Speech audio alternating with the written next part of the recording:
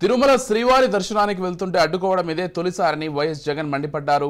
రాష్ట్రంలో ఎప్పుడూ చూడని రాక్షస రాజ్యాన్ని చూస్తున్నామని ఆయన ఆగ్రహం వ్యక్తం చేశారు.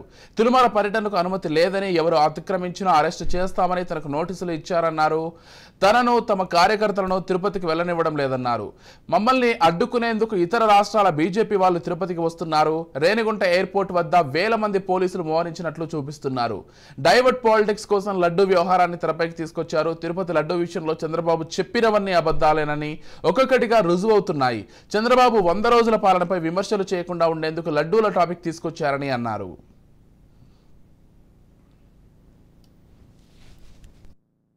ఒక రాష్ట్ర మాజీ ముఖ్యమంత్రి అయిన జగన్మోహన్ రెడ్డికి తిరుమల తిరుపతి దేవస్థానంలో దేవుడిని దర్శించుకునేందుకు వెళ్తాను అనంటే, వెళుతున్న నేపథ్యంలో మీకు పర్మిషన్ లేదు, ఆ కార్యక్రమంలో ఎవరు పాలు పంచుకున్నా మీ అందరినీ అరెస్ట్ చేస్తాము అని గుడికి పోవడానికి పోతా ఉంటే నోటీసులు ఇస్తా ఉన్నారు. 100 రోజుల పాలన మీద టాపిక్ డైవర్ట్ చేస్తూ లడ్డూల టాపిక్ తీసుకొచ్చాడు. ఆ లడ్డూల టాపిక్ లో చంద్రబాబు నాయుడు అడ్డగోలుగా తప్పు చేసి గుడి పవిత్రతను దెబ్బతీస్తూ అడ్డగోలుగా దొరికిపోయేసరికి మళ్ళీ ఈ టాపిక్ను డైవర్ట్ చేసేందుకు, లడ్డూల టాపిక్ను డైవర్ట్ చేసేందుకు కొత్తగా ఇప్పుడు డిక్లరేషన్ టాపిక్ తీసుకొచ్చి మళ్ళీ అది ఇంకొక రాజకీయం చేస్తా ఉన్నారు. తిరుమల పవిత్రతను, స్వామివారి ప్రసాదం విశిష్టతను, తిరుమల పవిత్రతను, స్వామివారి ప్రసాదము విశిష్టతను, తిరుమల